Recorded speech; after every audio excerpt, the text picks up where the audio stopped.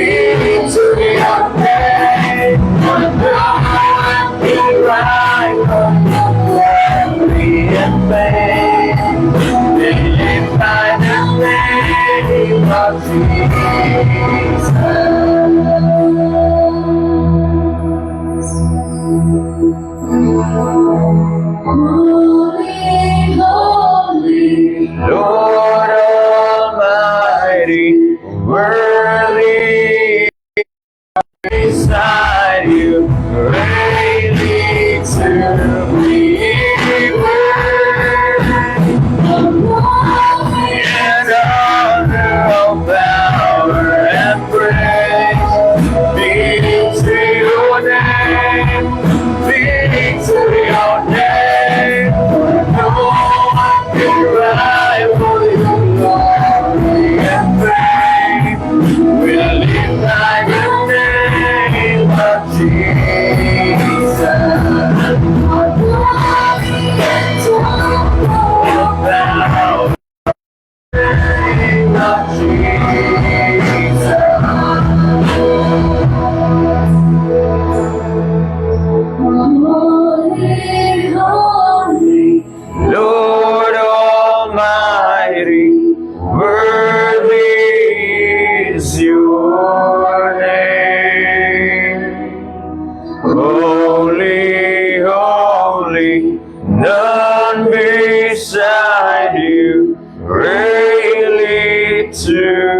be praised.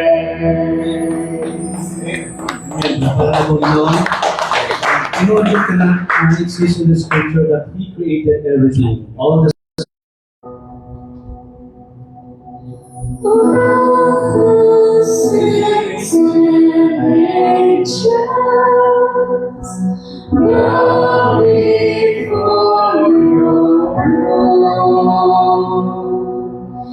All the elders cast their crowns before the Lamb of God and sing.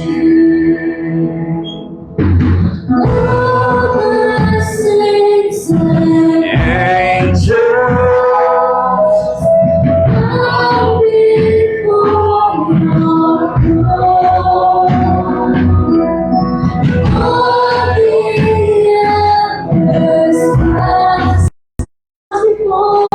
you are, to you are things, you deserve the glory.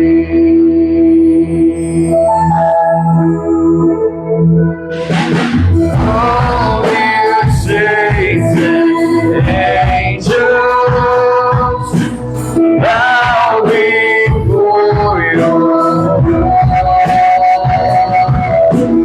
All the elders cast their crowns before the Lamb of God and sing, you are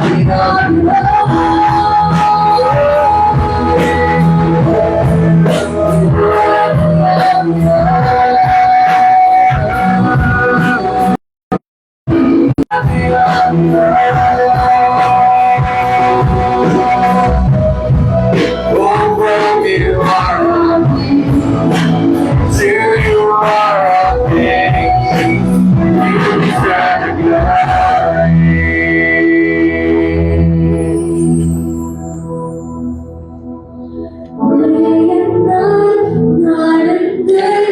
Innocence arise, day and night, night and day. Innocence arise,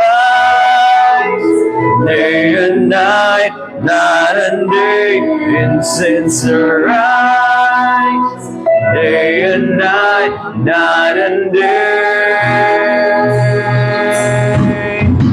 Day and night, night.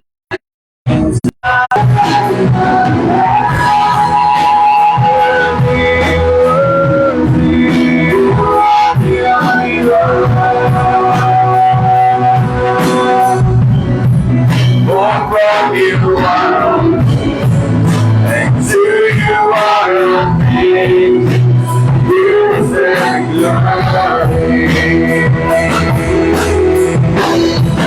You're worthy of it all. You're worthy of it all. Born from you are all, to you are all things, you deserve glory.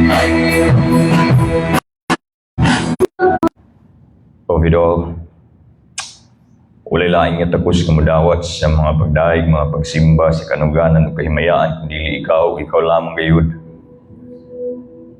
Gikan sa imong pagbuhat o Diyos sa kalibutan o sa kawanangan, sa imong pagsustinar nga hikanamo, sa imong pagpaabot sa imong grasya, sa kaluwasan nga ni o Diyos kanamo bisit kami dili tapos.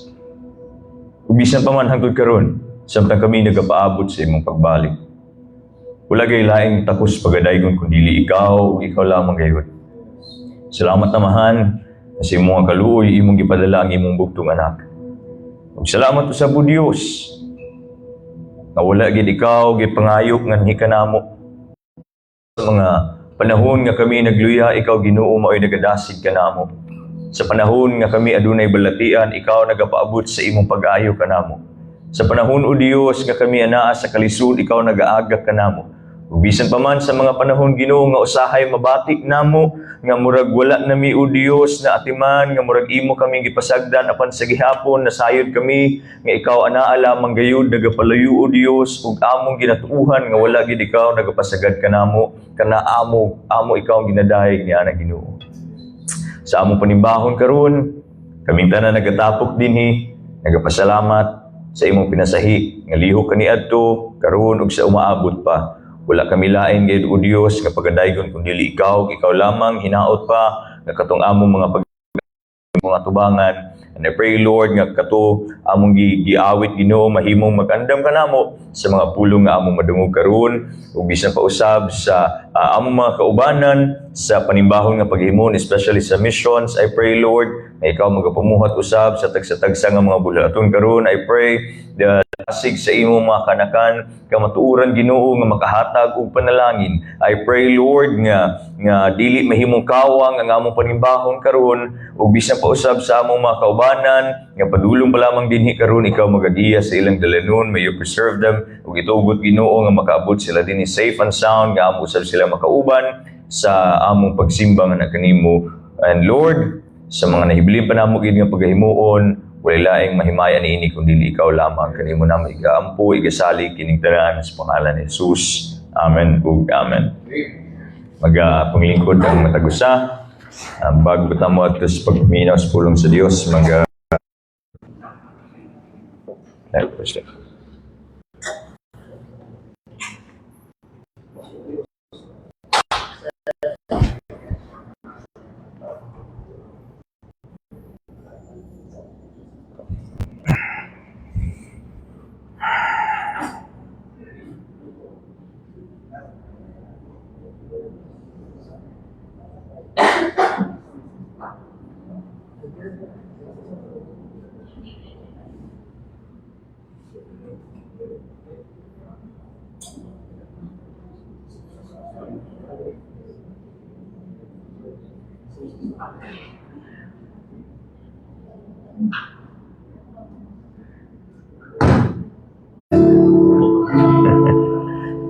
para warm up.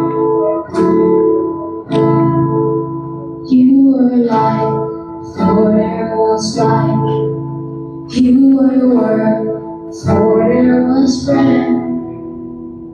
Seated high, for all of time. You were beginning and end. You were king of every king. Your name of every day. Slow high song, praises go on. Your anthem never will end. Hallowed be, hallowed be, hallowed be. See it through, saw it take. Standing for glory is wrong. Our every day will be grand. Never a beat out your praise. Singing hallowed be, hallowed be, hallowed be thy name. Father, the Son, the Spirit of God. Hallowed be thy name. Hallowed be, hallowed be, hallowed be thy name. The Father, the Son,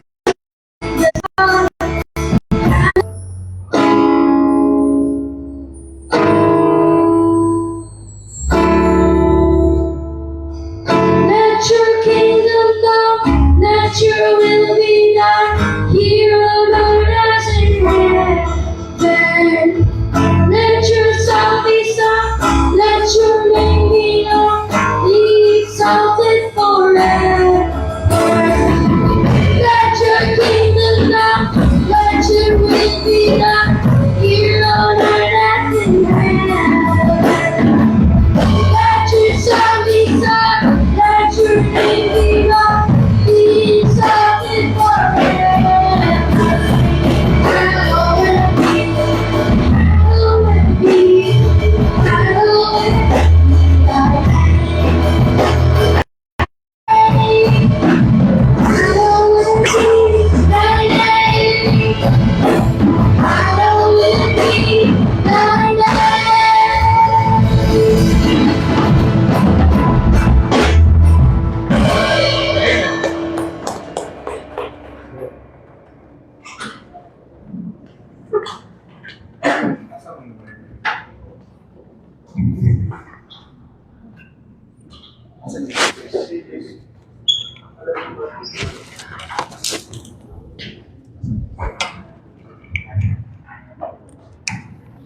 Daghang salamat kay Baste for the wonderful message of the song, Hallowed Be Thy Name. Holy, which in Hebrew it carries lots of meanings, mainly itong moral purity, but then also holiness. It means different, lahi. And that speaks because his name is different. He, as a being, is a different being compared sa atua, lahi. No? He's transcendent, he's above us, he's way, way, way different sa atua. Hallowed be thy name. And karon padayon kita sa atong pagtuon sa pulong sa Dios. We are in Proverbs chapter 4. We are ongoing sa ato nga series.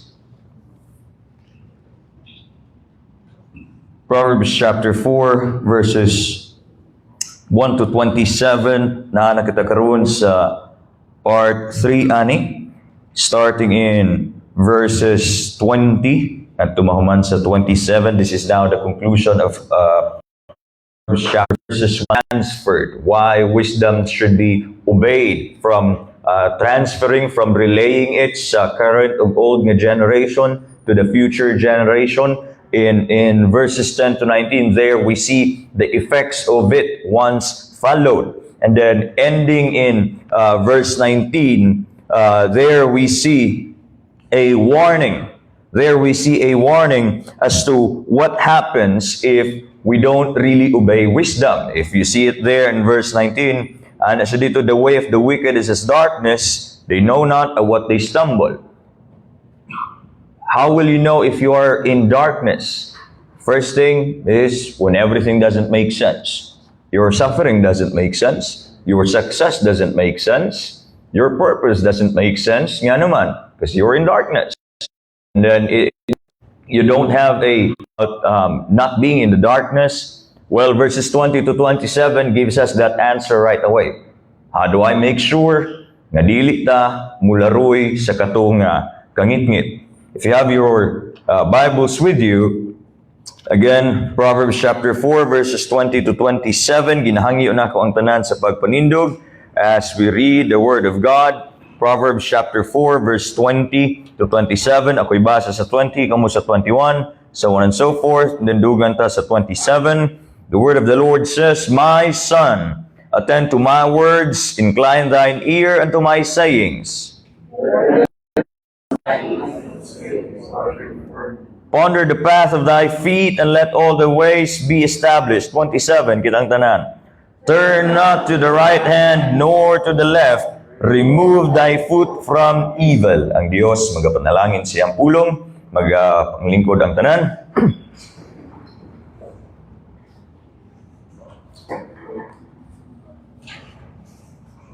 Pila sa inyo dinhi ma-enjoy og mga long trips, taas nga biyahe. Ba? Bay-bay gud. Question, unsay makapalangan sa long trip? Ihi, hapit-hapit. Unsa pa? Kaon. Dugay mag-ilis. Ay, marag personal.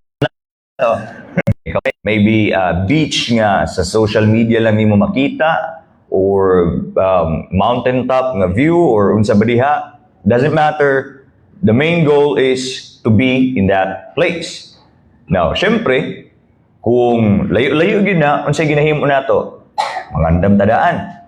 Na itinerary nga planuhon. Dili ni pwede nga magic nga kuan gyud. Planuhon nato ni, and then unsay mahitabo. Plano dapat nga kani nga oras mata na, kay let's say pag alas 4 mata na, para alas 6 makalarga, mamahaw na sa kani nga dapit, dinita mo undang, planado na tanan. Pero napoy lahi-lahi nga klase nga travelers. Na ay grabe ka kursunada nga, sige, nakakaon na so good, straight ra nga biyahe, why ihiay, why hunong dito. Unsa ba kaha ang feeling mo motor gikan North Cotabato padulong og Surigao del Sur? Pag abot na kog tagom, wala, kada munisipyo gahunong nako kay sakit man kay sa likod. Nya akong lubot, init na kayo. Kay wala gitarong og plano ang travel. Basically, ang verses 20 to 27 speaks of a travel, a journey. Journey that makes sure nga dili tam adto sa katong warning sa verse 19 nga darkness. Verses 20 to 27, the first answer is found in verses 20 to 23. Okay? Kung sa ingon din 20 to 22. My son, attend to my words, incline thine ear unto my sayings, let them not depart from thine eyes, keep them in the midst of thine heart. Kung sa'yo mga gipanghisgutan dito, attend to my words, incline thy ear, let them not depart from thine eyes, and keep it in the midst of your heart. Speaks about you receiving the word, hearing the word, any kind of words. These are the words of the preacher. The ways of Yahweh, mentioned from chapter 1 to chapter 4. Mao na ni. These are instructions given by Solomon to the son, to the young people. The ways of Yahweh being preached. Naigisgutan nito, attend to my words. Kung unsa to akong giniingon, paminawa. Then incline to my sayings. It speaks about hearing. Katong duha, it speaks about hearing. And then the second one, unsay gisgutan dito, let them not depart from thine eyes. Buti pasabot, unsa man tong nakita nimo sa amua, nga maayo, sunduga. Okay? Seeing. And then, pag-abot sa unahan, keep it in the midst of heart. These unsa man nga klase nga influence, unsa man nga klase nga information ang imuhang i-absorb in order for you to keep on going sa kana nga godly path. This is what we are saying na karon. It must be a godly influence. Because this is the preacher, King Solomon, talking about the ways of Yahweh. Ana siya, mao ni ang paminawa, mao ni ang sundan. It must be a godly influence. Ang ato ang brain, it processes lots of data every single day. But then naay limitation. But then still, it processes lots of data. Ang pangutana, unsa may majority sa kana nga data nga nagasulod sa imuha. Your worldly desires. Who do we listen to? Diba? Or what do we listen to? That's a very important nga question to ask. Now, right now sa Bible school, we are having our class sa pneumatology, and sa pneumatology, this is the study of the Holy Spirit, and included sa muhang lesson is the work of the Holy Spirit sa believers, okay? Sa Christians na. And isa sa main work sa Holy Spirit sa believers is to transform us, okay? To transform the believers primarily through the Word. Okay? Transformation, ang pag-mature righteousness, tanawa, that the man of God may be perfect, truly furnished unto all good works. How do we become perfect? By the way, kanang perfect din ha, it's not talking about katong moral perfection. Ang perfect din ha, it talks about maturity. Okay? Manay ginaisgutan din ha. So, how do we become mature? How do we grow?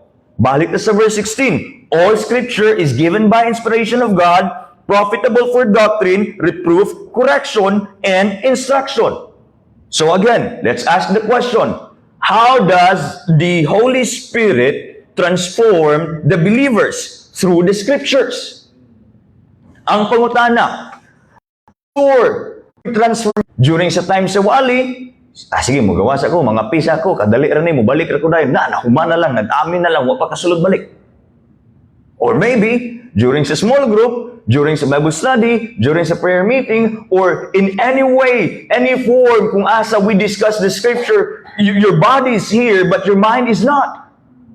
So ang pangutana, if We need godly influence in order for us nga dili masaag, but then every time nga mahisgutan na ang scripture, which by the way, mo ginagamit sa Holy Spirit primarily to mature the believers, if kana na nga situation na ana, but then your mind is not here, why would you expect growth if dili ka mo participate sa process sa kana nga growth? Why would you expect growth if whenever nga bubuhat balang is. Now what about the things that you see? What are you looking at most of your days? Unsa may imuhang ginatanaw? And again, going back sa hearing, remember in the book of Romans, the Apostle Paul tells us that what? Faith cometh by hearing, and hearing the word of God. See, even salvation comes through the scriptures. So, why would we expect salvation to come upon our family if we do not preach the gospel to them? Now, if naatay mga igsuon din mga kauban nato sa simbahan, kamantingan kadugay naman kay ni pastor, wa man gyapon nila bag-o, basig wala nagapaminaw. Or maybe every conversation that we have with them is not rooted in the word. Maybe that's the reason why. What about seeing? So may kasagaran nato ginatanaw majority. We have entertainment mostly. We have Netflix, YouTube, games. How many hours do we spend on it? Mula mo sa paghimo na ko aning wali, I have finally decided to let go of one thing. Kuan? Dili man gid ko gamer ingon pa nila. Dula-dula lang pa nagsa. Dahil nani isa ka dula, kabalo mga batanon na Valorant. Nga, baril-baril. Patay gani. Nya, kabalo mo siya nahitabo nga nung decide ko nga mundang nakuha ni. Samtang nag-ampo ko dito sa Valorant, ampo, somehow, kato naman ang i-appear. Why does that happen? Because dako ng portion sa akong panahon ang nagugol dito. Imagine that. Nagampo ka sa Ginoo na nag diba? It only happens because most of my time or majority of my time was spent on it. Now, it's not just me. I'm pretty sure it's all of us. Diba? Unsay hilig nga tan-awon basta udto na ting paniudto na showtime. Ba? Tanaw gyud taog nga Q&A sa mga bayot, ba? Hilig gyud tanaw kay lagi lingaw ang ilahang mga tubag. Funny man ni, no harm ani. Why do we entertain ourselves with the things nga ginatolerate sa kalibutan? What we see and what we hear affects our growth. If most of the things nga gina-process sa atuang kalag, sa atuang spiritual hearing, sa atuang spiritual seeing, if most of the things being processed, being received, kay dili Dios nun nga mga butang, nganong mo expecta og Dios nun nga mga kabag-uhan? We can't. Therefore, unsay kailangang himuon, we must remove things, if not right away, at least slowly and slowly, we must remove things nga majority dito nato ginagugol ang atuang oras, and those things that do not glorify God, we must remove it all at once. We have lots of podcasts. Samot kani depende na sa inyo ang hilig, pero usahay kaning naay mga Facebook Live kay para maka-discount. Hulat gyud pila ka oras ng Google kay para maka-discount ana, di ba? Not kaning without being aware nga pila na ka oras ang niagi. Again, I'm not saying nga that action itself is mali. What I'm trying to say is, if majority of our time is spent on the things that does not contribute sa atuang growth, which is again through the word, we cannot expect change. We cannot. Now, tanawa, hearing, seeing, and then unsay ingon dinhi sa unahan. We should spend more time with our fellow believers. The church is also a gift by God. And I do believe nga, ang kinabuhi sa ato ang mga kaigsuunan is another way nga ginagamit sa Dios for us to realize many things, for us to teach us many things. Of course, it must be rooted in the Scripture. And the reason why we do not get the answers to some of our questions is because we rarely spend our time with each other. Nga nung naamang kay ginaagian karon nga wala ka nakasabot, well, if ni-attend lang ka ani nga gathering, and then nadungog nimo ang testimony, pagpasalamat ani nga igsuon, nga connected ra pud sa and you were not each other. We see how God is faithful sa ilang kinabuhi, how God moves in their lives, and then we can reflect on our own. Basig, ingani ra pud ay ginahimo sa Ginoo sa kuha, kay mao man nahitabo siya. Maybe. And then again, hearing, seeing, and then unsay ingon din sa sunod, keep it in the heart. Remembrance. Okay? The things you remember, asa manigikan. Asa manigikan ang mga butang atong mahinumduman from the things that we see and hear. So kaning ikatulo, it matters right after unsa, or it happens right after unsa, after seeing and hearing something. Now, here's the thing. If Kristohanon ka, ang mga problema nga moabot sa imuha, godly influence, then pag-abot sa mga situation where we need to remember godly things, godly teachings, we can't remember anything. Kaya there was no godly influence. Wala kay makuha sa imuhang baol, kaya wala man kay gitago. That's why naay mga problema, mga sitwasyon sa kinabuhi where we prolong it unnecessarily. Unnecessary prolonging sa mga problema. Nga naman, wala tayo gitago sa tuang baul. Wala tayo i-keep. Don't expect to remember His ways if all expect nga naatay mabunot. Godly influence from hearing, seeing, to remembering, and then unsay ingon sa verse 22 ana siya in verse 22, for they are life. When you hear the ways of Yahweh, when you see and obey, follow the ways of Yahweh, and when you remember the ways of Yahweh, unsay ingon sa verse 22, they are life unto those that find them, and health to all their flesh. Maura po din yung tubag sa panahon nga kita magkaluya. The ways of Yahweh. The ways of Yahweh that we've heard, we've seen, and we've remembered. Ikaduha. Again, the first thing, how do we make sure that we do not become like the wicked? The first thing is to receive godly influence. The second thing, found in verse 24, put away from thee a froward mouth and a perverse lips, put far from thee. If the froward mouth din it speaks of deceitfulness. Let's go back sa context ani nga situation. Na ay mga businessman, mga fellow Israelites, nga ilang ginahimo is they take advantage of their fellow Israelites. By what? Using the legalities kumbaga. No? Using na mas maayos sila, mas maalam sila, mas na-experience. So ilang ginailad ang ilang mga silingan in order for them to hoard the goods. That's deceit. Okay?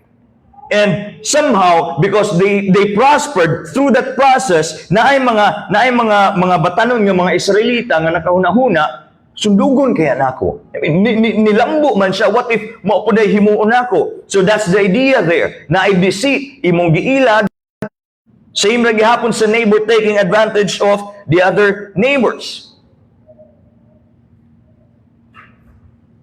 Ang kaning ikaduha, giving godly influence, dili ni siya mahitabo if unay duha ka butang nga ato ang hinumduman ani. The first one is, this does not happen if walay godly influence. This is giving godly influence. You cannot give what you don't have. So you cannot give godly influence if you have not received godly influence. So before you give godly influence, sayang. And kaning giving godly influence, tanawan ninyo ha, unsay gigamit din nga murag, unsay picture nga gihatag sa tuwa, speech. It's something you give, it's something you say, something you put forward sa uban nga tao, that when you speak of it, whenever you do it, unsay mahitabo, dili lang isa ang maimpluwensyahan, kundi tanan nga makadungog, daghan nga mga tao. And mao ni ang challenge ni Solomon, our influence must be godly as well. We must not have that deceitfulness nga ilaro nato atong mga kauban. We must not twist the truth. No, we shouldn't do that as Christians, as people of God. No, and in order to be rotten nga madaot. But ipasabot, if our speech is seasoned with salt, therefore our words must be wise, meaningful, wholesome, dili siya sarcastic or dull or harmful. We must be Christians nga able to be kaning aware and sensitive with what we are saying. Pastor, mayroon man kamo istorya, pastor, ikaw raman nagwali. Well, I'm guilty of this. Pretty sure si Nicole ka remember, ani. As of the moment, I am dealing a dispute with Davao Light. Diba? Pero gi-report na ako ng Davao Light sa nasyonal. Since April, hangtod karon wala gihapon. Nya. Ako, ma'am, report na ko sila sa ERC, ma'am. Mga nang gihimo sa Davao Light, kung nila gi-inform, blah blah blah, taas na kayo. Tabangin lang ko niya. Sorry gyud kayo kay dugay na process, blah blah blah. Imagine, from April ha. Sa akong kasubo, dumugid si Nicola ni anak ko, ma'am, wala gyud na mahimo inyo ang sorry sa ko ah. Himuan na lang yan eh. Yan na si Nicola sa ko nga. Uy, what if mabalaan nila nga pastor ka?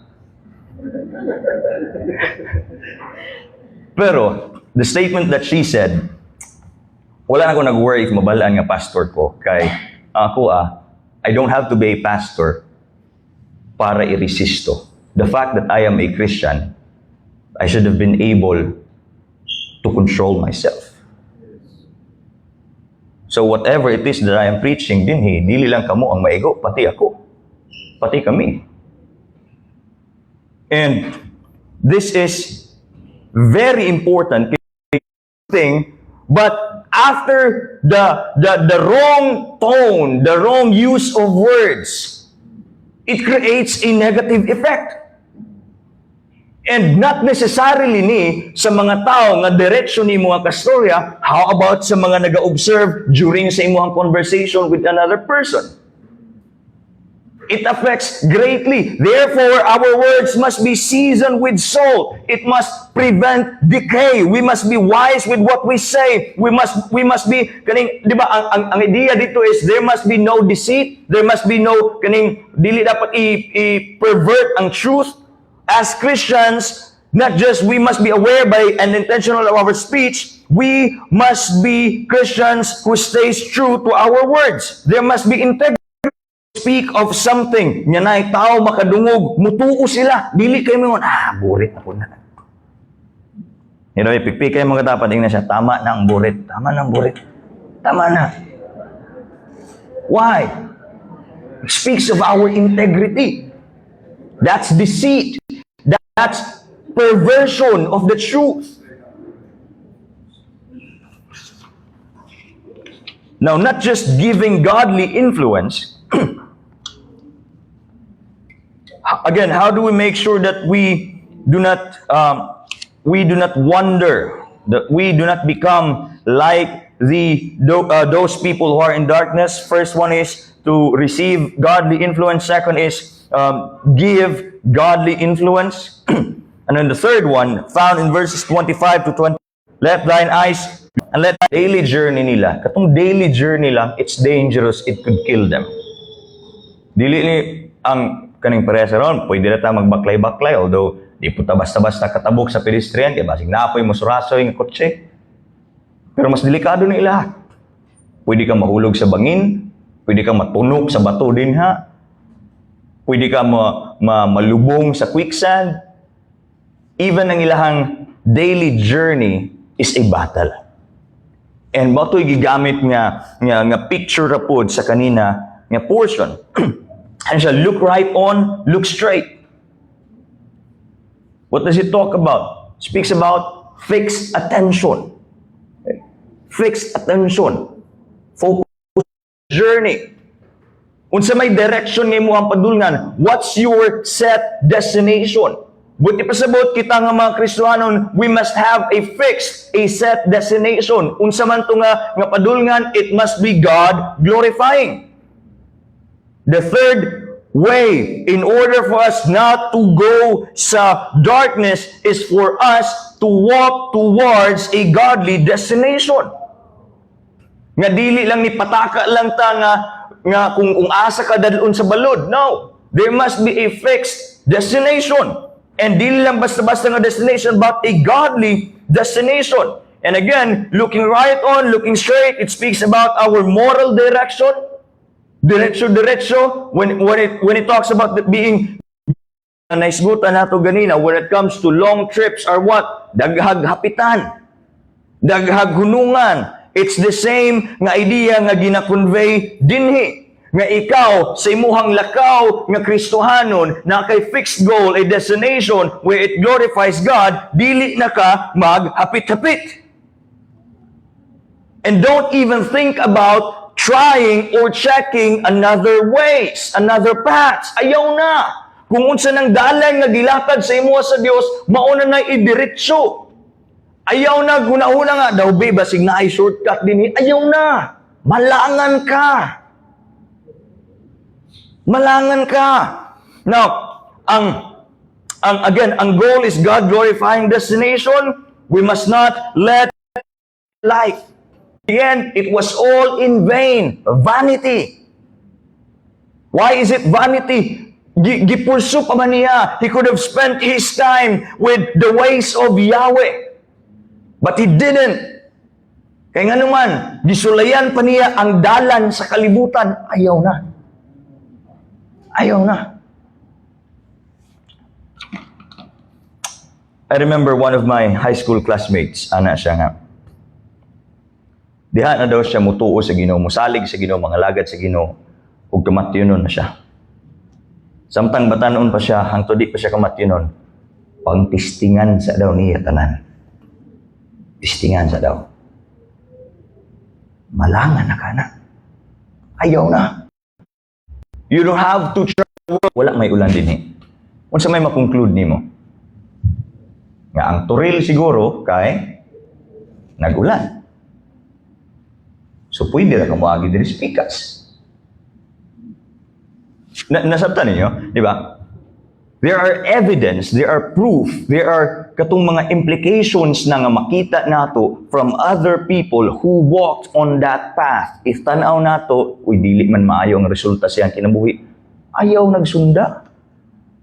If kani nga tao niligid sa lapok, ayaw nagsunda para makita nimo dabi unsay feeling mo ligid sa ayaw na. Mahugaw gid ka ana. If tistingan pa nimo ang mga butang sa kalibutan, mahugaw gid ka ana. You may enjoy it at first. So before deciding, we must ask, if kaniya kong himuon, makasala ba ko ani? If kaniya kong himuon, mahimaya ba ang Diyos ani? If kaniya kong himuon, nabay mapandul ani? If kaniya kong himuon, makapanalangin ba ni? Daghang mga pangutana, especially about dinuguan, tattoo, alcohol, bikini, sa pagyod. Basically, it will be answered by the same answer. Whenever someone asks me, Pastor, okay lang ba mag-ingon ani? Moro niya yung tubag. Before you decide sa kaniyang mga butang, mahimaya ang Ginoo, makaayo sa imuha, walay mapandul, imuha. But if you will say, Pastor, wala may mapandul ani, nya murag mahimaya man siguro ang Ginoo ani, pero murag wala man koy makuha nga maayo ani. Ayo imuha. Wa man kaya makuha nga maayo. O di ba ka, pastor, nakoy maayo nga makuha ani, nya murag mahimayo man ang Ginoo siguro ani, pero basi mapandol ni og may bal-an nila. Ayaw na himuha. As simple as that. If you will struggle to answer sa mga desisyon sa kinabuhi, ask yourself these three things. Will it glorify God? Will it do me good? Will it cause anyone to stumble? Ano lang.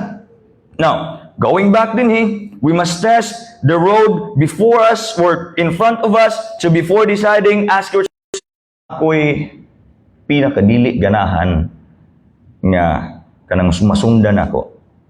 Kanang kung hilig magtabok-tabok, mag-swerve. Diba samok? Kaya nga naman, huwag ka kabalo. Asa mo overtake ko? Bagaw na lang na ko niyo. Sa man eh.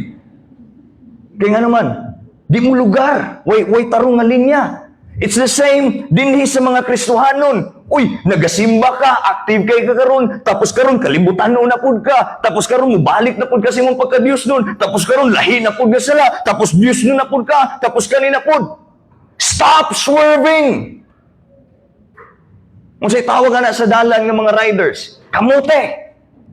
Dili ka kamote nga Kristohanon!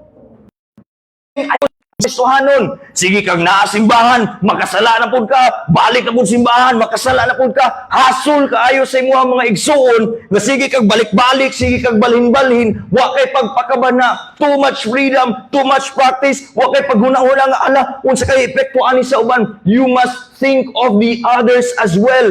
As a Christian, dili ka kamote, stop swerving. Amen.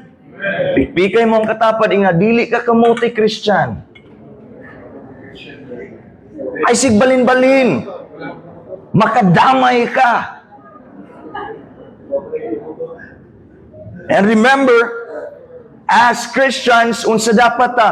Makapanalangin, dili makaangin. Amen. Nga og makita ta sa mga tao ang kalayo. Sige, prayer request. Sige, nag-appeal niya sa itong prayer request. Dili ta kamote. Amen. Amen. Kaupat, kung sinadin tanawan ning last portion. Remove thy foot from evil. Remove thy foot. Ikaw na yung mulihok. Siyempre pasibutan na, we must be intentional. We must be intentional in what? In your pursuit sa God-glorifying destination. And then also, if you think na medyo nasaag na ka, we must be intentional ngayon sa balik dayon sa linya. Dili na magdugay-dugay pa because it will make us lost. If Pastor, basi manggod malain sila. Okay ra ka malain sila, okay ra ka nga ang imong igsuon ang malain kaysa sa ila. Okay ra ka nga murag ma-offend mo ang Ginoo kaysa nga ma-offend mo ang kana nga mga tao. What a twisted way of thinking.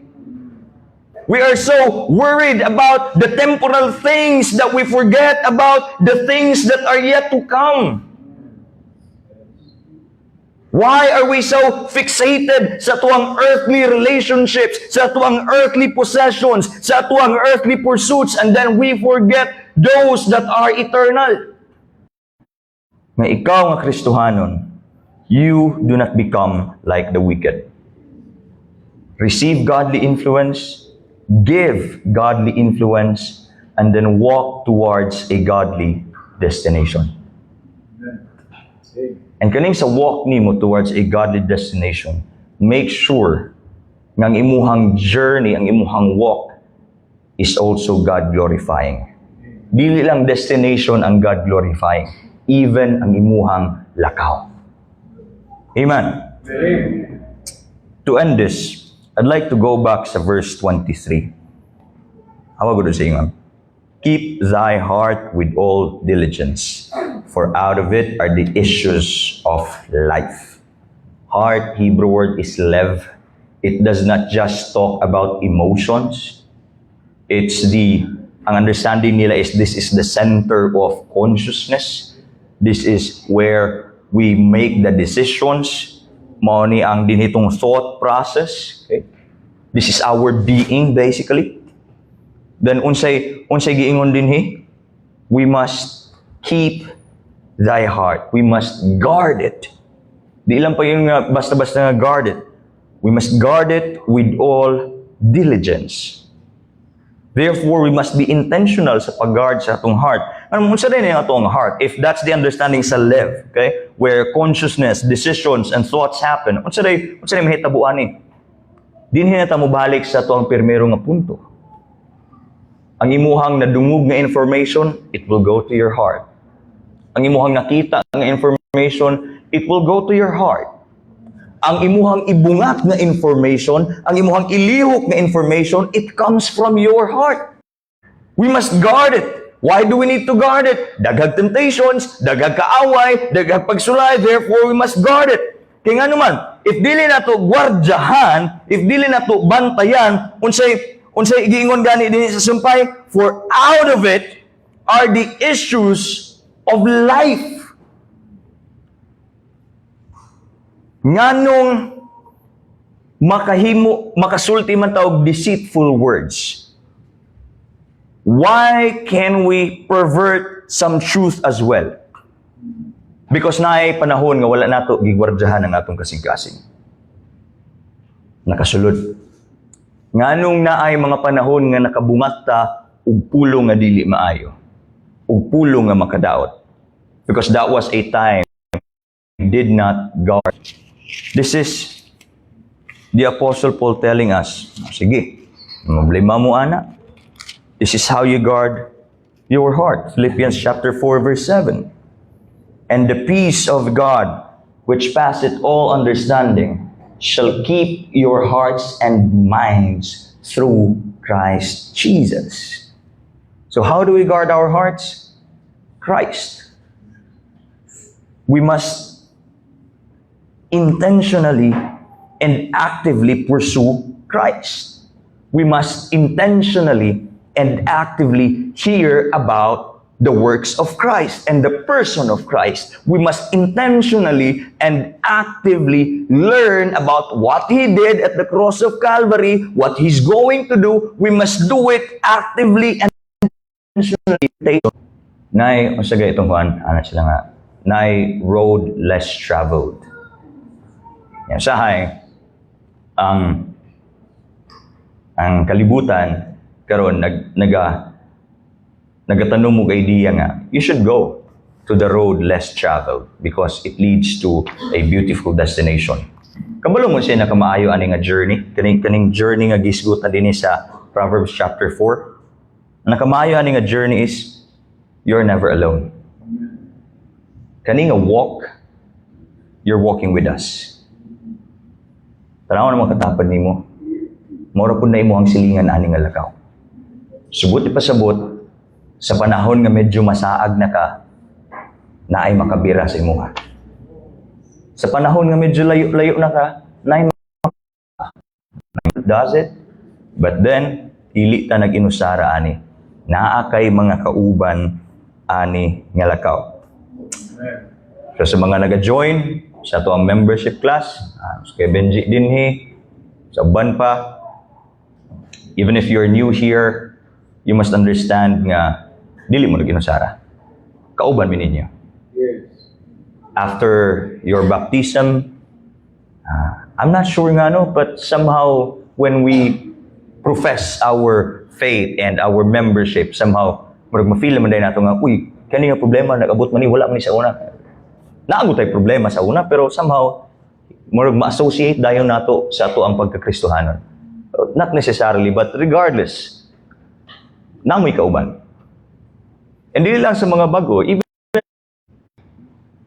this is also your, this is something you need to understand nga, being a part of Bethel is not,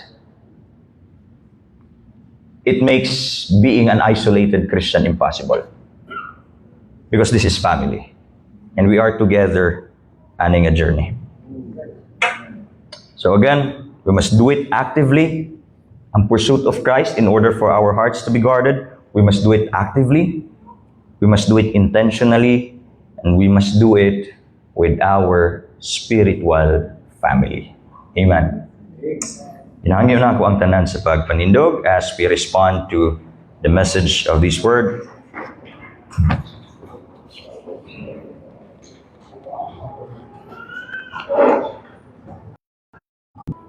And then somehow na-influence na daghan nga part sa tribo dan gipatawag sa leader, anang leader. So man, i-deny nimo si Kristo or patyo na ko imuhang mga anak. I have decided to follow Jesus, no turning back. Patay ang mga anak. So man, i-deny nimo si Kristo, patyo na ko imong asawa. I have decided to follow Jesus, no turning back. Patay ang asawa. And lastly, so man, tumano nimo si Kristo, mamatay ka. Tumano na ako si Kristo. Patay siya. The whole family was killed. But then, abot sa unahan, natingala tong leader sa mga tribo. Grabe ba nga pagtuon eh? To the point that he did not compromise, he glorified God in his actions, even to the point of sacrificing his loved ones. Now, I'm not asking you to sacrifice your loved ones today. But then, this is a reminder that this song is not about choosing Jesus as your Savior, but this song is about choosing Him sa panahon nga tintalo na ta sa kalaban. As Christians, ilaron ka, tintalon ka, i-challenge ka, we must intentionally and actively choose Christ. Amen. Hallelujah. Let's sing the song, I have decided to follow Jesus.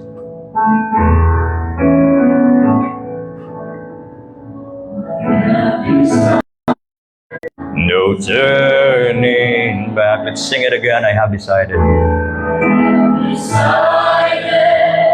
to follow Jesus. I have decided to follow Jesus. I have decided to follow Jesus. No turning back, no turning back. Still I will follow. If no one joins me, still I will follow.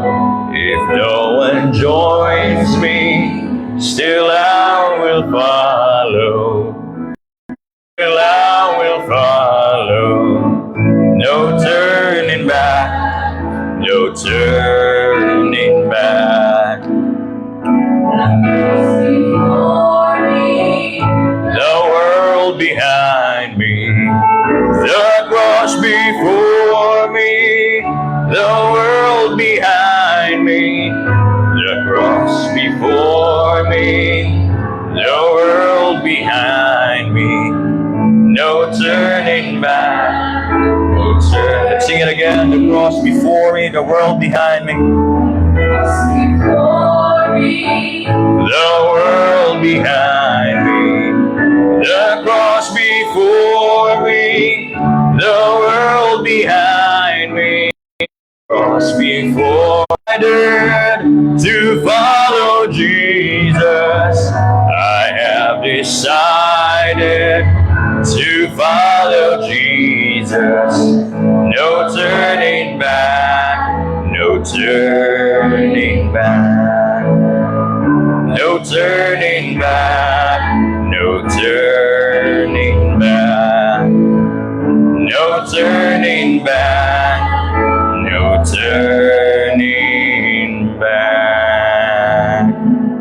Ginong Diyos, maupanaya mo mga pagampo that in the midst of temptation and trials and persecution, may we choose you.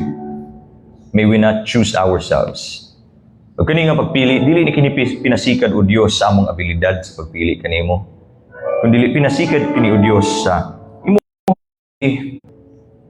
sa panahon sa kalisod. Hinaut nga dili kami dayon matalikod kanimo. May we continually and intentionally pursue you. May we desire to hear more of you, to know more of you, to learn more of you, and to be more like you. Help us and keep our hearts. And I pray, Ginoo, nga mahimo namo ang among mga dungdungog karon aron nga dili kami mahisala dalan sa bagong nga kinabuhi, dalan Dios nga magpahimaya kanimo. Dalaygon ka sa walay katapusan. This I pray in Jesus' name. Amen and amen. Dalaygon ang Dios, magapanglingkod ang tanan.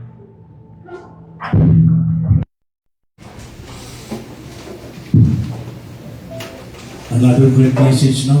Another blessing because we hear the word. Namin pagkutanan, did the message influence you? If yes, you must be an influence to others. Put it forward, pay it forward, because this is the most Christian way, the wisest way towards your godly destination. So, ano ka tayo announcement? Conference sa Mati. So mugikan ta dire kung kinsa tong muadto no musabay sa conference ang uban or kami mo larg kami og Thursday.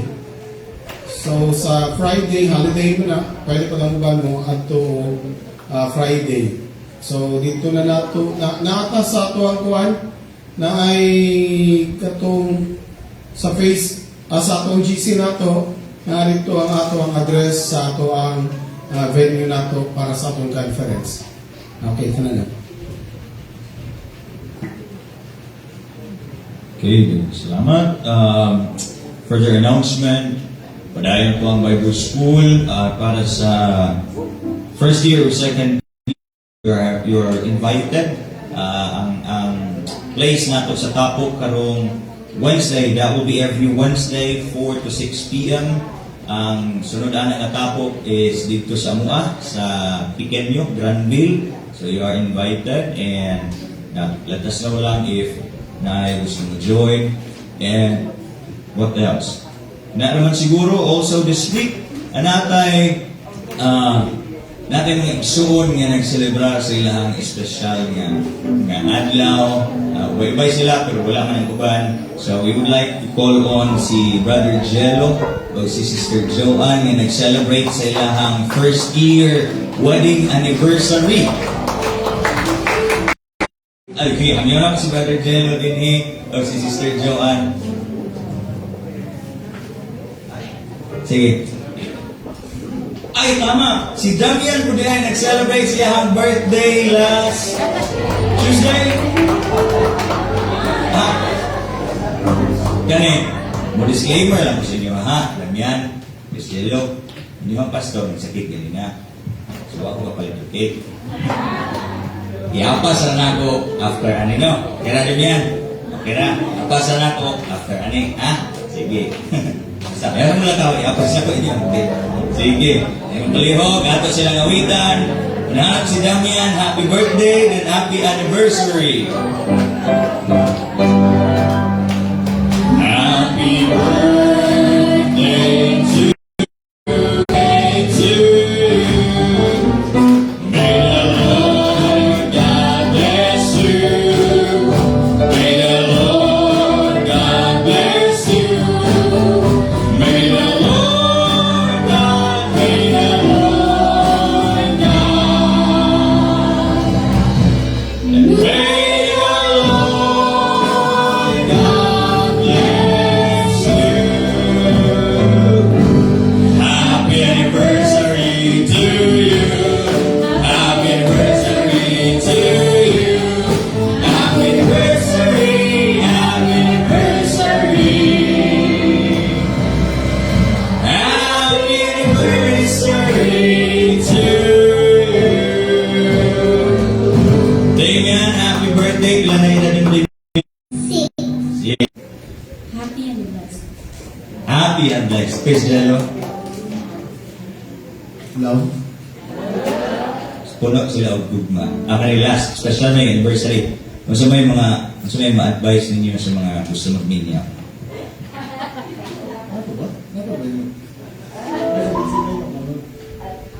Good luck. Maglain to. Good luck. Sige. Injured. Klaro mo na kung saan ang injured. E-N-D-U-R-E or I-N-J-U-R-E? Kung saan mo na injured? Sige. Muantos o... Sige. Anyway, happy birthday din yan. O happy birthday sa tuwang gabuni couple. We are so blessed ninyo ang kinabuhi. Huwag akong ginahangyo ang tanan sa as we close. May paglawas, pagtugot ng magkatubo siya nga God-fearing, God-loving na bata o obedient sa iyang mga ginikanan sa Diyos. Maglabaw sa tanan sa imong mga pulo. Tugod nga magpadayon siya sa pagkinabuhi na ikaw ang mapasidunggan magagiya kaniya o Diyos. Nga ang mga pagtulunan nga iyang mga nadungog bisan sa simpleng mga paagi o Diyos sa pagpaminaw sama sa gisulti sa imong mga pulo. Train up a child in the way he should go. When he is old, he will not depart from it. He'll be rich life sa mga situation na ilang ginatubang. Tabangi sila Ginoo. Lig-una sila. Padayon sa paghatag kanila og langit nun nga kaalam nga sa bisan unsa nga situation nga ilang ginaatubang mo Dios sa gihapon ng imong pangalan mo ay mabayaw. Tabangi silang magkinabuhi sumala sa imong kabubuto ng kahimayaan. Padayon sa pag-provide sa ilang mga pagkinahanglan. Salamat usab o Dios uban ni ining panarapianong panalangin nga idala sa imong mga kanakan dinini nga halaran. Sangga gini ginahala no Dios sa imong mga kanakan. Panalingdan, panalanginan no Dios ang nagkalain-lain nga mga trabaho, panginabuhian sa imong mga kanakan no Dios nga imong ginatugot sa matag usa. Padayon sa pagpauswag, pag-iya sa tanan uban sa adlaw-adlaw mga ginbuhaton. Sa nagkalain-lain o Diyos na ginaatubang ng mga sitwasyon sa mga kaigsuunan karon. Imo silang imong ligunon ang tagsa-tagsa o Diyos. Ito nakasinati karon sa hilabihang kaubos sa ilang ginabuhi o Diyos. O naka-experience o problema, discouragement, o and He will draw nigh to you. Tabangi Lord, ang tagsatagsa kanamo, nga diwalay sa kanamo, nga mubiya mo palayo diha kanimo o Dios. Nga by your grace, O God, imong isustain ang matago sa kanamo. I-protect ang matago sa kanamo, O God. Diya sa mga trabaho, sa mga buluhaton o sa mga lakaw o Diyos, sa nagkalain-lain ng mga assignments na imong gina-assign sa matago sa kanamo na imong ngalan mo ay mapasitunggan o mabayaw o Diyos. Gamita ang matago sa kanamo Ginoo. Nangamong kinabuhi, padayong magadan ang usap kini. Sama sa apan sa gihapon ikaw ang mapasitunggan ng Diyos. Itubot na mag-grow kami diya sa espirituhanan ng pagtubo. Pagkatanan mo mga buluhaton karon Diyos, among ipiyal kanino. Man sa imong alagad Pastor Jonas sa ilang pagpiyahe pa uli niya sa mga mission pastors, mission churches, sa matago sa kanamo karon gikan sa mga kabataan, mga young people, men and women, Lord, panalipdi kaming tanan, o bani kami o Diyos, and may your name be honored and be glorified in the name of Jesus. And now to Him who is able to keep us from falling, and to present us faultless before His presence. Mayang to kanatong tanan, dalay ko ng Diyos, Happy Lord's Day. Abi-abihan, kumustahan yung mga igsuon, kunya na tayo sharing, and dalay ko ng Diyos.